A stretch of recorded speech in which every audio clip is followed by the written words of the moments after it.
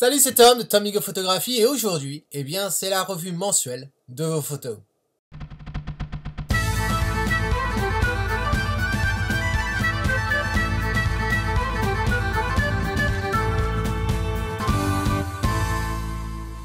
Alors avant de rentrer dans cette revue de photos, tu te demandes peut-être comment est-ce qu'ils ont fait pour me soumettre leurs photos. Tout simplement en étant membre de la Tomigo Photographie Academy. Voilà, ils sont au moins membres bronze de l'académie et ils sont simplement venus dans la revue photo du mois et ils sont rentrés dans le mois de mars 2017. Ils m'ont mis un petit texte, les exifs, et posté leurs photos. Voilà. C'est aussi simple que ça et on va maintenant regarder de plus près ce qu'ils ont fait. Alors, pour ça, je vais aller dans Lightroom et on va ouvrir la première. Alors, ce que je vais faire, c'est que pour garder en mémoire, je vais mettre ça de côté pour savoir qui c'est qui m'a envoyé ça. Et là, c'est une photo de Didier. Didier a pris cette photo. Il l'a faite avec un Canon 7D, avec un objectif 18-135.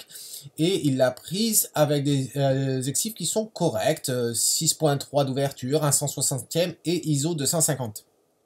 Donc, jusque-là, rien d'exceptionnel au niveau de l'exposition. Le résultat est très intéressant. Je trouve que c'est assez intemporel, aussi bien par les vêtements que par le traitement. C'est des vêtements qui auraient pu être utilisés il y a 50 ans, voire 60 ans.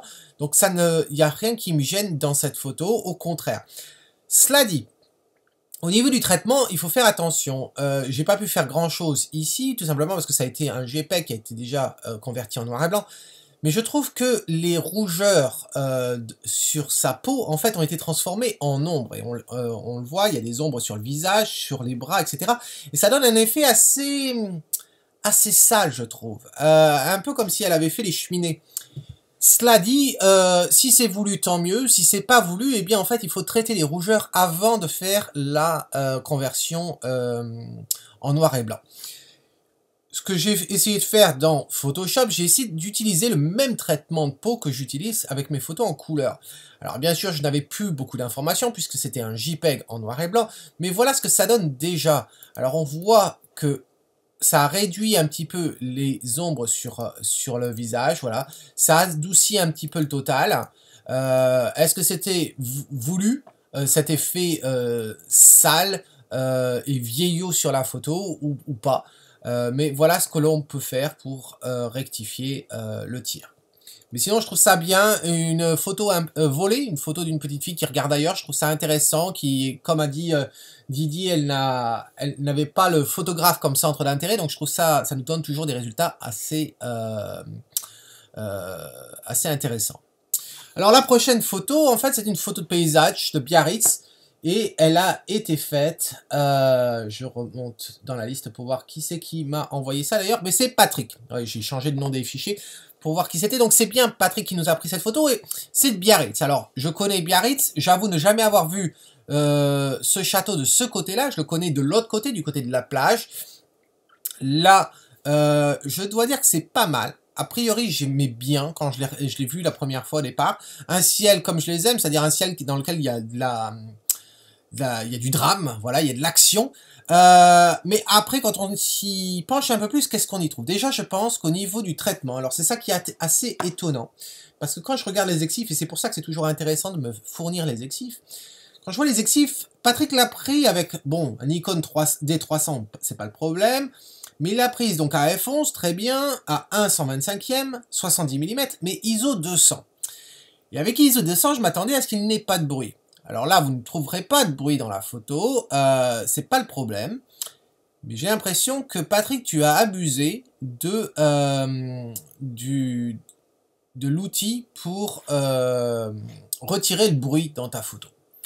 Et voilà pourquoi je dis ça, parce que ça donne un effet assez lisse de ta photo.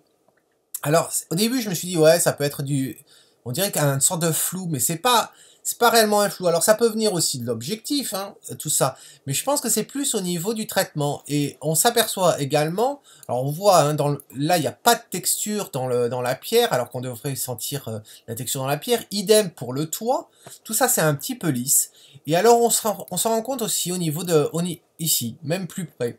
ça manque tout ça de texture. Dans l'herbe, tout ça, ça a été presque aplati. Alors, je conçois qu'il y a du vent, hein, on le voit bien le vent à cet endroit-là. Mais là où on détecte les brins d'herbe, eh bien, je trouve que ça manque de netteté assez importante. Alors, au niveau du cadrage, tout ça, je pense que ça aurait pu, comme j'ai dit, je ne connais pas l'endroit, j'aurais espéré pouvoir descendre plus bas afin de remonter le château et le muret plus haut. J'adore ce muret, bizarrement ça me fait penser un peu muraille de Chine avec c'est un muret qui ondule comme ça, je trouve ça très intéressant. Par contre, ce que je n'aime pas, c'est ce qu'il y a derrière, c'est-à-dire ces bâtiments blancs, je n'aime pas du tout. J'aime beaucoup ce bâtiment là sur la côte, sur la falaise en haut, mais bon, les maisons, pas trop. Là, on a un mur là qui est au fond, pas trop non plus. Donc je me demande si en se baissant davantage, en descendant un peu plus, on pouvait remonter le total et cacher tout ça et garder uniquement le ciel derrière, derrière cet immeuble. Et puis on aurait peut-être eu un peu plus de pierres d'ailleurs, un peu plus de rochers qui pouvaient être intéressants. Voilà. Mais attention au traitement, un traitement aussi que je trouve un peu illogique. Pourquoi? Parce qu'on a un ciel qui est assez gris, assez bleu, mais cela dit, on trouve quand même des tons très très orangés, aussi bien sur le bâtiment que sur l'herbe et sur les rochers. Et je me dis que vu la lumière, on voit que le soleil est quand même assez haut dans le ciel, il semblerait. Et donc du coup, c'est pas possible d'avoir une lumière aussi orangée que ça. Donc j'ai essayé de voir avec la température, en rafraîchissant un peu. Et déjà là, je trouve que c'est un peu plus réel dans les tons. Après, si on veut pousser un peu plus, encore avec le virage partiel, voilà, en allant un peu plus froidement, eh bien, je trouve que déjà, là, c'est un peu plus réel au niveau des tons. Voilà, ça n'engage que moi, mais au moins, le problème de lissage, je trouve, et donc, ce serait dans la partie détail, au niveau de la réduction du bruit. Alors, désolé, la Lightroom est en anglais, là, mais je pense qu'au niveau de la réduction du bruit, ça a dû t'embêter. C'est soit ça, soit un objectif qui est pas terrible du tout. Voilà, donc j'ai hâte de voir ce que tu peux dire dans les commentaires sous la vidéo à ce sujet-là. Alors l'autre photo, c'est celle de Béatrice. Alors Béatrice, j'avoue que ta photo, eh bien, alors j'ai bien compris hein, dans ton commentaire, tu disais, ce qui m'a attiré, c'est le reflet bleu du ciel dans la chute d'eau. J'ai fait une mesure spot sur l'eau, donc mesure spot, c'est-à-dire une mesure pour l'exposition sur l'eau, pour éviter de la cramer, j'ai bien compris, ce qui m'a donné un fort contraste entre l'eau et les rochers. Et c'est sûr, les rochers sont plus sombres que l'eau, si tu exposes pour l'eau, et en plus de ça, tu fais une exposition longue, puisque celle-ci a duré 2 secondes, tu fais une exposition longue, et donc du coup, tu veux être sûr que l'eau soit pas cramée, donc tu fermes un maximum, j'ai vu, tu as réduit ton ISO à 50, etc., et donc, du coup, bien, tu te retrouves à avoir des rochers qui sont quand même très sombres. Mais bon, je vois deux soucis que j'ai avec ta photo. La première, c'est que, bon, que tu aies été attiré par le reflet bleu ici, je dois dire, très bien, ok. Cela dit, ça raconte pas d'histoire. Voilà. Moi, ce qui me manque, c'est la narrative dans ta photo. Ta photo ne me raconte rien. Ok, c'est de l'eau, c'est une exposition longue. Pour moi, quand je regarde cette photo, ça me fait plus penser à une photo d'exercice si tu veux t'entraîner à faire une photo d'exposition longue avec l'eau et voir l'effet de l'eau qui coule très bien avec l'immobilité des rochers, que ce soit celui-ci ou bien ici. En photo de test, J, très bien. Après, une photo comme ça, est-ce que je l'accrocherai au mur? Non, parce qu'elle me laisse de marbre. Elle me laisse de marbre. On a cette branche dans l'eau qui pourrait être intéressante. Ça pourrait être là ton sujet. Mais faut-il encore qu'il y ait quelque chose dessus? Donc là, tu me rajoutes une grenouille. Oui, là, d'accord, ça aurait été intéressant. Une grenouille qui ne bouge pas malgré le mouvement de l'eau. Là, tu avais quelque chose. Mais sinon, là, je trouve que c'est un peu pauvre. C'est même très pauvre au niveau narrative. Ensuite, ce que j'ai essayé de faire, c'était dégager un peu, déboucher tes ombres et réduire la luminosité. Et voilà ce que ça donne. Alors, ça change complètement l'histoire. Est-ce que ça te rapporte une narrative dans ton image? Non, ça rajoute pas. Tu peux pas rajouter la narrative après coup. Et c'est une bonne leçon peut-être pour tout le monde. Pour tous ceux qui ne passent pas assez de temps à prendre, à capturer la photo et qui se disent, bon, ça devrait être pas mal, je ferai quelque chose dans Lightroom, on verra. eh bien, c'est la preuve que Lightroom ne va pas vous créer votre narrative. Voilà. Ça peut vous corriger certaines choses, ça peut vous aider à amplifier la narrative, mais si la narrative n'est pas là dès le départ, eh bien, ça va pas faire des miracles non plus. Donc, je pense que dans ta photo, qu'est-ce qu'il faut retirer, en fait, Béatrice? C'est, tu as l'air d'avoir compris comment t'y prendre pour faire une exposition, on va dire correcte, pour pas cramer tes blancs, en faisant une prise, une lecture au niveau du point le plus lumineux dans l'eau, donc ça tu as maîtrisé. Au niveau au niveau de la netteté, ça aurait peut-être mérité d'utiliser l'hyperfocale pour avoir de la netteté, parce que entièrement toute ta scène aurait pu bénéficier de netteté plutôt que d'avoir du flou ici devant. Ça aurait rajouté ce contraste entre le mouvement et l'immobilisme. Ensuite, attention aussi au temps. Là, tu as fait 2 secondes, mais tu es très proche de ta scène, donc c'est quelque chose que dont j'avais fait mention lors d'une des premières vidéos que j'ai fait en 2012 sur la photographie de filet.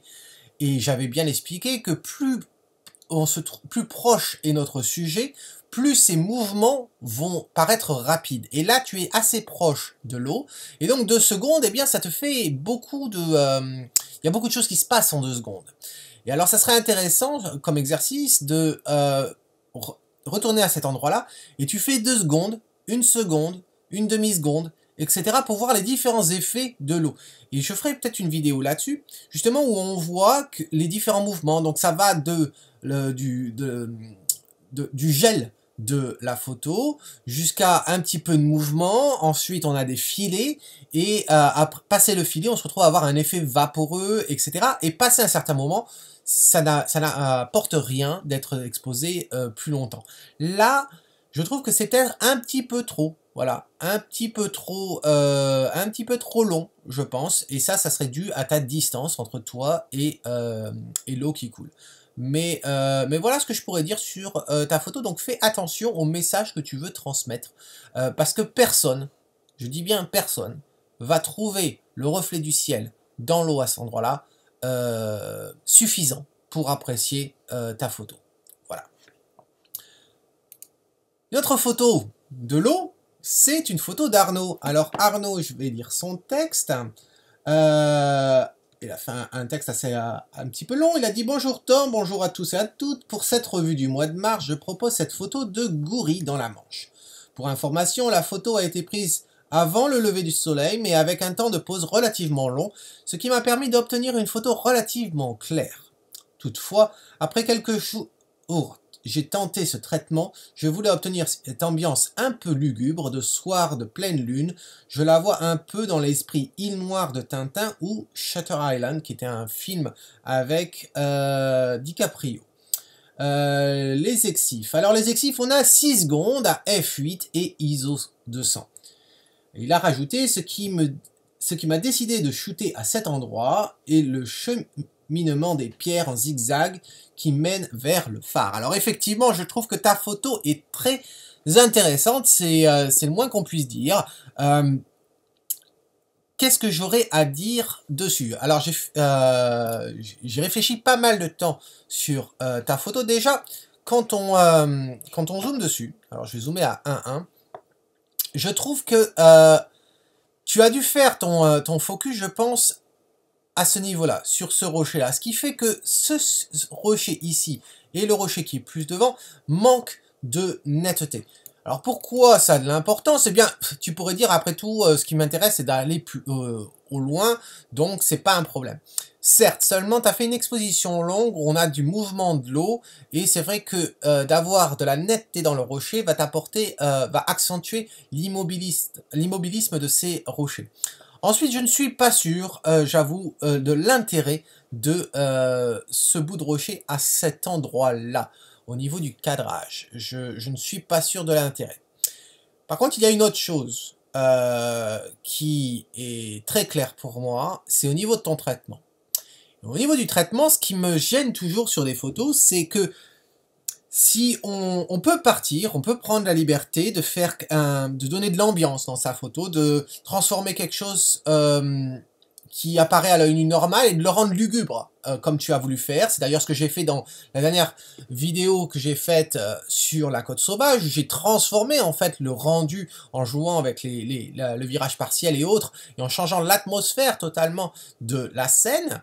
Cela dit, j'essaye un maximum de rester logique au niveau lumière. Et alors, où c'est que je veux en venir? Je veux en venir au niveau de la luminosité que tu as sur tes rochers. Je trouve que tes rochers sont beaucoup, mais beaucoup trop clairs. S'ils étaient aussi clairs que ça dans la réalité, tu ne pourrais pas voir le phare aussi brillant que ça. Tu ne pourrais pas avoir le reflet du phare dans l'eau. Ça ne serait pas possible. Alors, ce que je te propose, c'est bien... Là, j'y suis allé très rapidement en utilisant la brosse. Et j'ai assombri les rochers. Et voilà ce que ça obtient. Alors, si maintenant je passe en grand écran, voilà ce que tu obtiens. Et je trouve que c'est un peu plus réaliste, on voit un peu plus le phare, le regard nous amène un peu plus dans la direction du phare. Alors, je vais revenir en arrière, voici la photo que tu as sortie. Donc si on les met côte à côte, voilà ce qu'on obtient. Alors je ne sais pas ce que tu en penses, mais je trouve que c'est d'avoir assombri les rochers, je pense que ça complimente davantage ta photo, et à ce moment-là, on a moins besoin on souffre moins du problème de netteté sur les deux rochers qui sont devant. Voilà. Alors après, tu pourrais effectivement assombrir davantage la scène en bas de la photo, ou même la réduire, mais oui, tu pourrais, là je le vois en cachant avec ma main, on pourrait effectivement, c'est pas ça que je voulais faire, excuse-moi, on pourrait effectivement réduire, là c'est une 4 tiers, une 2 tiers, pardon, on pourrait passer en 4/5, et donc en 4/5, eh bien on se retrouve comme ça, et je trouve que ta photo, eh bien on va droit vers ton sujet, et là je trouve que c'est pas mal du tout.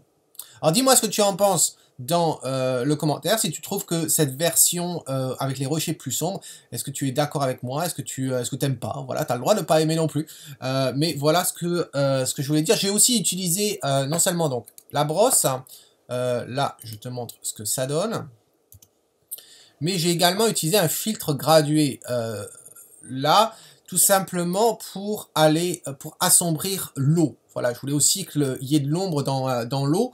Je veux pas éclairer l'autre partie de l'eau, je voulais assombrir l'autre partie de l'eau pour laisser la luminosité naturelle, on va dire, de cette partie-là. Et bien sûr, grâce à la brosse, j'ai pu supprimer en fait l'effet du filtre gradué sur cette partie-là. Voilà, tout simplement, ça a pris 2 secondes. Voilà, donc j'ai hâte de voir ce que tu en penses dans le commentaire.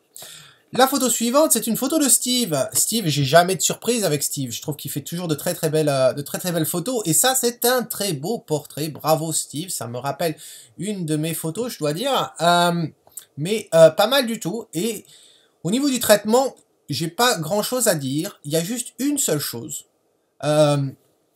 C'est cette mèche-là. Voilà, c'est cette mèche-là qui me gêne. Qui attire un peu trop mon regard. Alors, dans Lightroom, j'y suis allé très rapidement avec une brosse pour voir ce que ça faisait, est-ce que ça améliorait. Déjà, tu vois, je trouve que ça améliore déjà les choses. Si on les met côte à côte comme ça, c'est un peu moins voyant déjà. Et puis après, je me suis amusé vite fait dans Lightroom à essayer de retirer la mèche. Pas dans Lightroom, dans Photoshop, pardon. Et donc, si je vais sur ta photo, voilà l'original.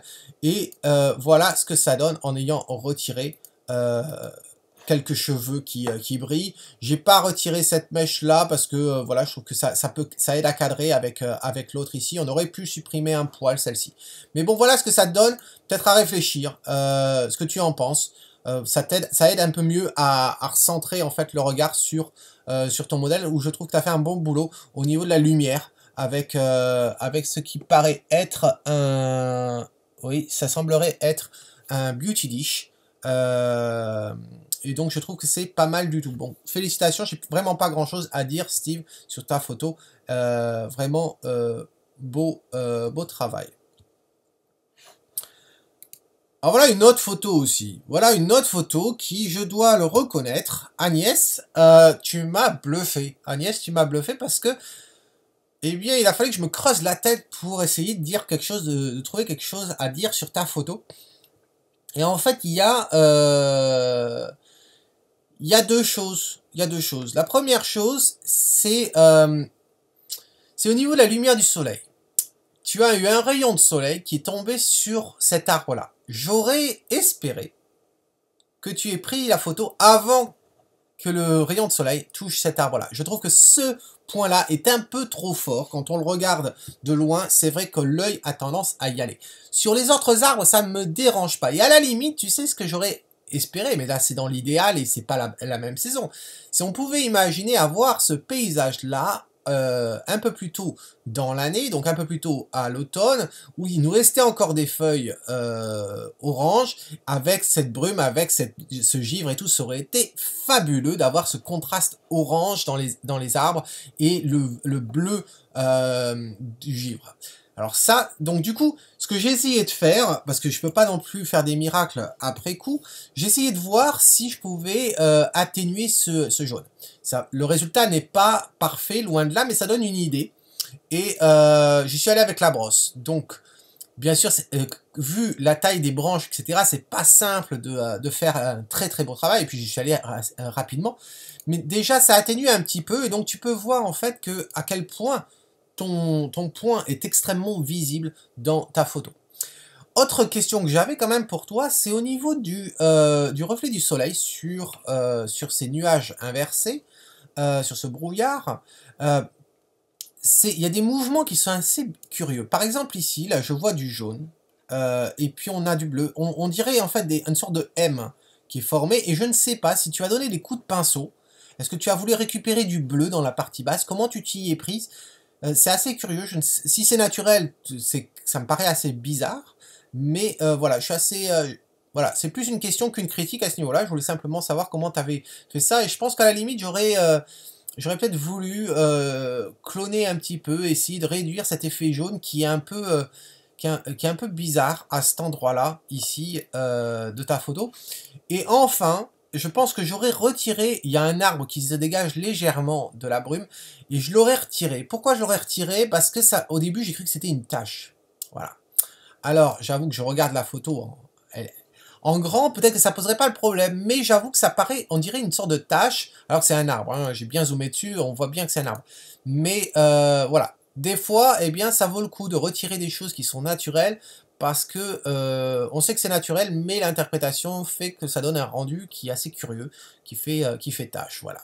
Mais en tout cas, très belle photo, je trouve que c'est, j'adore ce ton, c'est une photo qui mérite d'être accroché, ou du moins qui aurait mérité d'être accroché s'il n'y avait pas eu cette lumière-là. Et donc je me demande si tu as d'autres versions de cette photo, Agnès. Voilà. Donc dis-moi ce que tu en penses dans les commentaires de ce que je viens de te dire. Et puis, bien sûr, hein, j'ai hâte de te voir dans quelques semaines. L'autre photo, alors c'est une photo de Julien. Julien qui a pris ça à Malte. Et Julien, qu'est-ce qu'il nous dit Julien sur sa photo de Malte? Lever de soleil sur Saint Peter's Pool à Malte. J'ai utilisé un filtre ND1000. Merci d'arrêter de me parler des références commerciales de vos filtres. Dites-moi en arrêt à quoi ça correspond, parce qu'un ND1000, ça ne veut rien dire. Voilà, merci. Je dis ça pendant les lives, je le dis constamment. Donnez-moi le nombre d'arrêts que vos filtres bloquent. Je suppose que un des 1000, c'est peut-être 10 arrêts, mais peut-être que c'est 8 arrêts, j'en sais rien. Donc donnez-moi le nombre d'arrêts. Ça, c'est parlant plutôt qu'une référence commerciale. Les exifs, donc un Canon 100D 1855 au niveau de l'objectif. F11, est-ce que c'est un F11?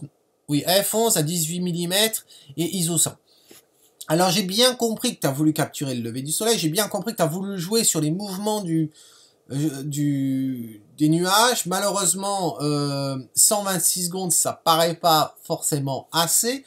Pourquoi je dis ça? Parce que tu as du mouvement ici à cet endroit-là, mais on n'a pas de mouvement au loin assez. Ça fait un résultat assez flou, assez curieux. Et puis, quand on regarde ton image, c'est la narrative qui me manque. C'est la narrative. Et il faut regarder ça un peu... regarde en... Si tu fais abstraction des détails de ton image et tu regardes ça en ratio, et tu t'aperçois qu'en fait, eh bien, au moins près de 2/3 de ta photo, c'est quoi? Eh bien, c'est ce rocher-là et le sol. Et après, on a le ciel et un peu d'eau. Mais la majorité de ta photo, c'est principalement le sol, voilà, qui représente presque 1/4 de ta photo. Et donc, si tu mets 1/4 de ta photo, ça veut dire qu'il y a forcément quelque chose d'intéressant dans le sol. Or, j'ai pas l'impression, d'après ce qui se passe, que le sol soit si intéressant que ça. Voilà. S'il y avait eu un reflet particulier avec de l'eau dans une des des nids de poules, etc., quelque chose d'intéressant, pourquoi pas. Là, je dois dire que il se passe rien. Ensuite, on a ce gros bloc de falaise qui aurait pu être intéressant, mais à la limite, tu aurais pas mis le ciel et tu aurais fait une autre photo en se concentrant sur la formation de la falaise, etc. Ça aurait pu être intéressant. Et là, je dois dire que le tout, eh bien, ça ne m'amène nulle part et ça ne me fait ressentir rien du tout. Et c'est dommage parce que je suis sûr qu'il y avait quelque chose à faire à cet endroit-là. On voit ce bloc de rocher ici, mais qui nous casse la vue de la côte derrière. Donc il n'y a rien qui se passe devant. Sur le côté, on a ce gros bloc-là. On nous empêche d'avoir une vue d'ensemble de la côte. Et ensuite, on a un lever de soleil, mais comme je dis toujours, c'est pas parce que vous avez des bonnes couleurs dans le ciel que ça suffit. Ça suffit pas d'avoir un beau ciel. Il faut-il encore que ça raconte quelque chose. Et là, eh bien, ça ne raconte rien. Alors si c'est, comme c'est je sais pas si tu habites à Malte ou c'était en vacances, si c'est une photo de vacances, ça va. Mais sinon, ça manque de quelque chose, Alors, si tu avais voulu à la limite capturer le ciel et faire une exposition longue et donc capturer l'eau, je vois qu'ici, ça aurait pu être intéressant de s'y rapprocher justement et peut-être attaquer voir les vagues qui s'attaquent sur l'eau et à ce moment-là avoir une vue non pas en direction de ce ciel-là, mais vers le reste de la falaise et avoir la falaise en fond, peut-être l'autre falaise. Ou celle-ci, si tu arrives à trouver des rochers un peu plus sur la gauche. Mais là, c'est encore une fois, c'est la narrative. Un ciel ne suffit pas, et là, j'avoue que je ne ressens rien, et c'est dommage. Voilà. Ensuite, l'autre, c'est une photo de Didier. Alors, Didier, qu'est-ce qu'il nous dit? Hop, je cherche le texte. Didier nous dit, j'ai intitulé cette photo « Entre deux ». Ce sont deux coques d'épave de bateaux de pêche, et en arrière-plan, c'est Camaret sur mer dans le Finistère, donc en Bretagne. Donc c'est un boîtier APS-C, f5.6, 1 160e et ISO 100. Donc au niveau de l'exposition, il n'y a rien de particulier. Au niveau de du cadrage, de la composition, je trouve le choix intéressant. D'avoir utilisé les lignes du bateau pour nous amener quelque part, et puis on a la deuxième épave aussi qui nous amène qui nous forme une sorte de couloir, donc une sorte de cadre vers quelque chose. Après, j'ai deux problèmes. Le premier problème, c'est que en fait, ta composition nous amène entre ces deux épaves et puis on part par là-bas. Malheureusement, il se passe rien. Il se passe rien parce qu'il n'y a rien. En fait, je vois un bâtiment. Certes, on a les bateaux, mais je ne vois rien. Voilà, il y a ce bâtiment qui est là-bas. Et en plus de ça, tu as voulu avoir de la netteté au début, donc tu as peut-être utilisé l'hyperfocale, je ne sais pas, mais du coup, on perd en netteté là-bas, alors que c'est là-bas que tu veux nous amener. Ici, on va être net, là-bas, c'est flou. Donc tu nous amènes dans un endroit où c'est flou. Et en plus de ça, tu ne peux pas vraiment nous y amener parce que on s'apprête à y aller, et là, tu nous laisses une corde qui nous bloque l'accès vers l'extérieur. Et donc du coup, bien ça fait une lecture assez bizarre. Donc il y avait vraiment quelque chose à faire à cet endroit-là, je suis persuadé, mais il y a des choix qui sont assez curieux. Après, c'est au niveau lumière aussi. Au niveau lumière, je trouve qu'il y a eu énormément de lumière, tu as dû peut-être souffrir dans le ciel pour éviter d'avoir un ciel cramé. Tu as choisi un noir et blanc avec un virage partiel. on aurait pu accentuer sur le contraste, on aurait peut-être pu guider davantage au niveau de la luminosité. Je pense par exemple à assombrir peut-être ce coin ici, là. Alors je vais le faire en live, je ne l'ai pas fait tout à l'heure, je n'y avais pas forcément pensé. Mais est-ce que... Et ça suffit pas. Là, si je... Là, je le fais vraiment à la va-vite. C'est pas forcément l'idéal comme ça.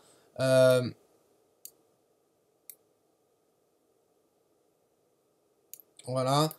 Alors déjà, tu vois, tu accentues un peu plus le chemin. Là, il y a une sorte de chemin naturel qui va vers l'extérieur. Mais encore une fois, faut-il encore que tu nous amènes quelque part? Et là, tu ne nous en amènes pas. S'il y avait eu une église, s'il y avait eu une porte d'un port, s'il y avait eu quelque chose à voir, plutôt que de cette maison...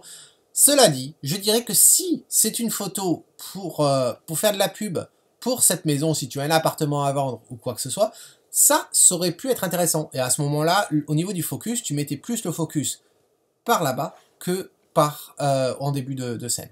Mais je pense pas que c'était ton but de départ, voilà. Mais sinon, il y a quelque chose à faire. Je t'invite à y retourner, si tu habites dans la région, à travailler avec les bateaux, parce qu'il y a toujours énormément de potentiel avec les coques de bateaux, etc.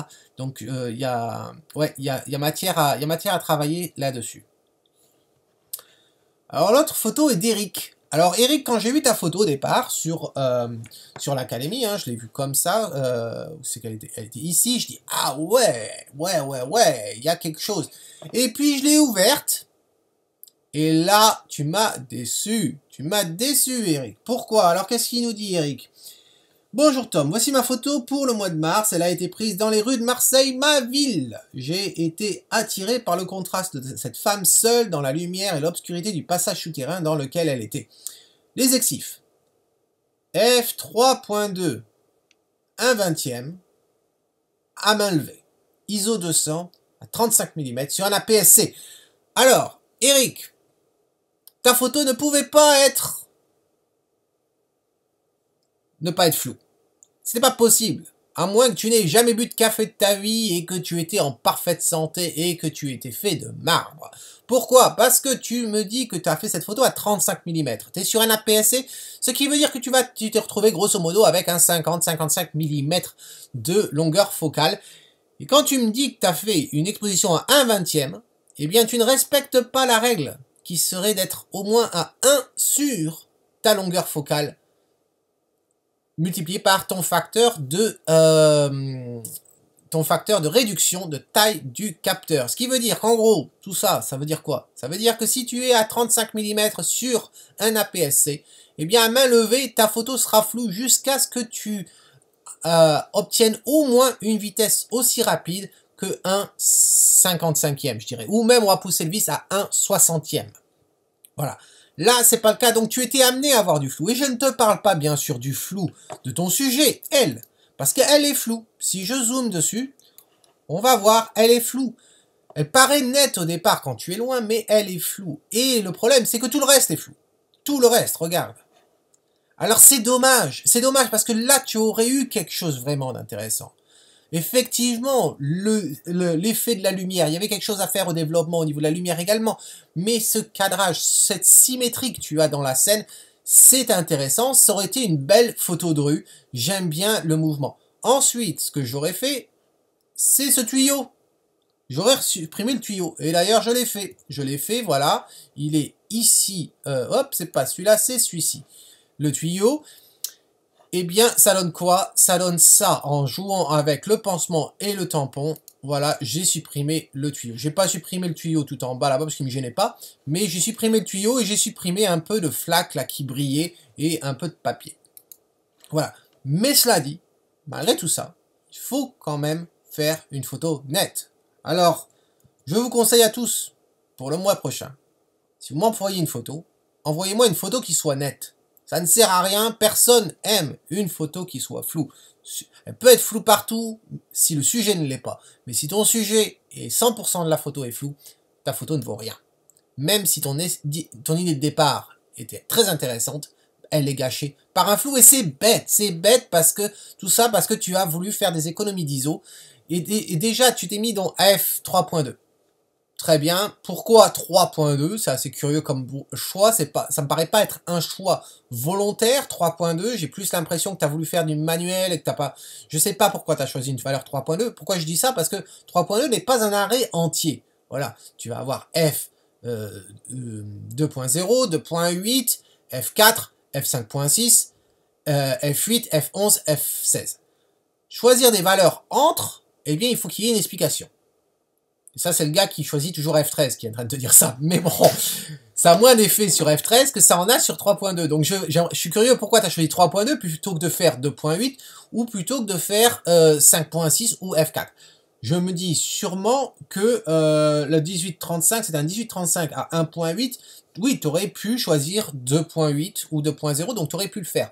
Je ne sais pas pourquoi tu ne l'as pas fait. Peut-être que c'est pas un objectif qui te permet d'être à 1.8 sur toute la longueur, ce qui veut dire qu'à quand tu es à 35 mm, le plus large que tu puisses être serait 3.2, peut-être, ça me paraît un peu louche, mais c'est peut-être le cas. En tout cas, ça servait à rien d'être à 3.2 à cet endroit-là, et puis au niveau de l'ISO, surtout si tu vas la faire en noir et blanc après coup, mais montre-moi ces ISO. Tu as quoi comme appareil? Un APS-C, mais tu me dis, le modèle 80D, à 80D, faut pas exagérer quand même. ISO, tu montes facilement ISO 800.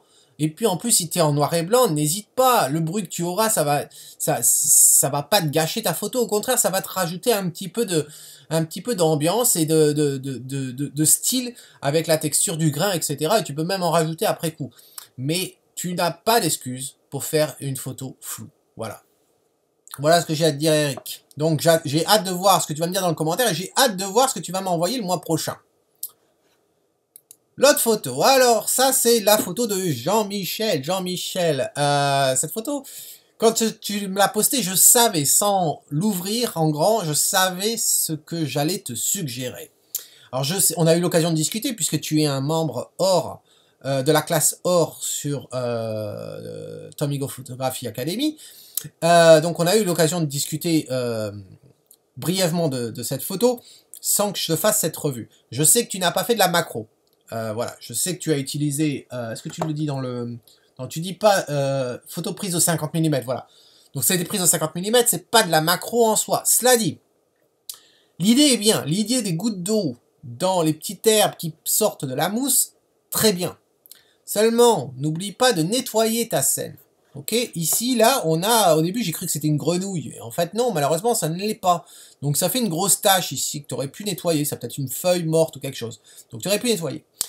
Mais après, encore une fois, on regarde le ratio. Et quand je parle du ratio, c'est regarde, tu fais abstraction de tout ça, tu fermes un peu les yeux et tu vois un peu tout ça en flou.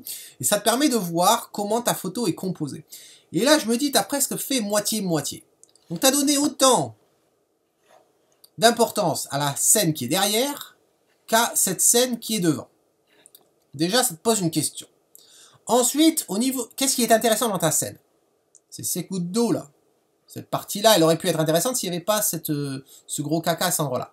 L'arbre, ici, il n'est pas intéressant. Tu nous dis, regarde encore une fois, si on parle de ratio, regarde l'espace que ça prend, la longueur de cette bande-là, si on parle de cette bande verte, la bande verte est la bande représentée par l'arbre et la bande représentée par le derrière. Comme j'ai dit, le derrière te couvre quasiment toute ta photo. Ensuite, l'arbre. Regarde la partie arbre. En fait, elle fait 2 fois la taille de la bande vert, où il se passe réellement quelque chose, et là où tu as décidé de mettre ton focus. Alors, c'est quoi la solution? Ben, moi, ce que je te propose, c'est changer ton cadrage. Ah, malheureusement, la résolution de la photo fait telle que là, on voit les pixels. Mais je trouve que à ce moment-là, si tu l'avais prise de cette façon, et je sais que tu as un gros zoom, oh oui, je sais que tu as un gros zoom, mon garçon, eh bien, avec ton gros zoom, plutôt que d'utiliser 50 mm, eh bien, tu aurais pu, d'ailleurs, si ça se trouve, c'est le 50 mm de ton gros zoom que tu as utilisé, tu aurais pu cadrer quelque chose comme ça et faire ressortir un peu plus les gouttes d'eau. Et là, eh bien, il nous manque plus que les minimoys, en fait. Et tu vois que le fond flouté, ça passe. Rappelle-toi, je te l'ai dit sur d'autres photos que tu m'as postées, fais attention à ton fond. Tu auras beau flotter le fond, regarde, ça nous fait des bandes blanches, c'est assez embêtant. Alors, quand tu changes le crop, bien sûr, eh bien, ça devient un peu moins embêtant. Il y en a une là, mais ça passe. ça passe. Et là, au moins, on voit les détails de tes gouttes d'eau. Donc, attention à ton sujet. Et ça, c'est valable pour vous tous. Attention à votre sujet. Ensuite, photo de Jean-Marie. Alors, Jean-Marie, qu'est-ce qu'il nous dit, Jean-Marie? Jean-Marie, je descends. Tu es où, Jean-Marie? La cascade de la Roche en Isère. ISO 100 f16, 10 secondes avec un filtre ND. Alors, je suppose que tu as fait F16, mon garçon, parce que tu voulais accentuer ta pose longue et avoir tes 10 secondes. Bien que tu avais utilisé un filtre ND dont je ne sais pas la valeur. Très belle photo. Voilà, on va commencer comme ça. Hein, on commence par le positif. Très belle photo. Donc, vraiment, je trouve ça intéressant. Ça me donne envie d'y aller. Peut-être à une époque où il y aura un petit peu après la fonte des neiges. S'il y a de la neige en Isère, peut-être pas. Surtout avec le climat qu'on a. Mais voilà, ça manque un peu d'eau. Ça manque un peu d'eau dans cette cascade. Mais l'endroit est intéressant. J'aime bien la mousse. J'aime bien les couleurs. Ça va. Il y a juste une seule chose au niveau du traitement. C'est le bleu. Je trouve que ta base, ton eau, est un peu trop bleue. Voilà, c'est un peu surréel. Ça me fait penser eh bien aux panneaux quand tu vas dans un resto chinois et que tu as ces panneaux avec où il y a une cascade, où il y a un fleuve, où il y a une chute d'eau. Et puis derrière le panneau, en fait, il y a un système de lumière qui tourne et ça te donne un effet de mouvement dans l'eau. Eh bien, quand je regarde ta photo, ça me fait penser à ça. Ça me fait penser à ça, à ce bleu qui a complètement irréel. Alors du coup, ce que j'ai fait, j'ai utilisé le HSL pour simplement réduire la saturation du bleu. Voilà. Et déjà là, alors c'est sûr, ça paraît moins pop, flashant, etc. Mais là déjà, eh bien, ça paraît plus naturel. Alors attends que je clique dessus. Voilà. Ça paraît quand même beaucoup plus naturel. Et tu t'aperçois que ça se marie bien aussi, parce que tu as des tons rougeâtres avec ces feuilles mortes, alors que quand tu vas avec du bleu, eh bien, tu peux pas avoir les deux, quoi. Tu peux pas avoir un ton rouge, rougeâtre, avec une température bleue, ça fait vraiment surréel. Voilà. Donc, voilà ce que j'ai fait à ce niveau-là. Ensuite, il y a au niveau du traitement. Ce qui me gêne dans ta prise, et c'est pas de ta faute, c'est pas de ta faute, c'est que la cascade, ils ont été cons, ils ont mis la cascade derrière une branche. Eh bien, malheureusement, la branche, déjà, t'as pas beaucoup d'eau, mais si en plus tu caches l'eau avec la branche, ça va pas. Faut leur dire, arrêtez de nous mettre des cascades derrière les branches d'arbres. Non, non, non. Vous mettez l'arbre derrière et vous mettez la cascade devant.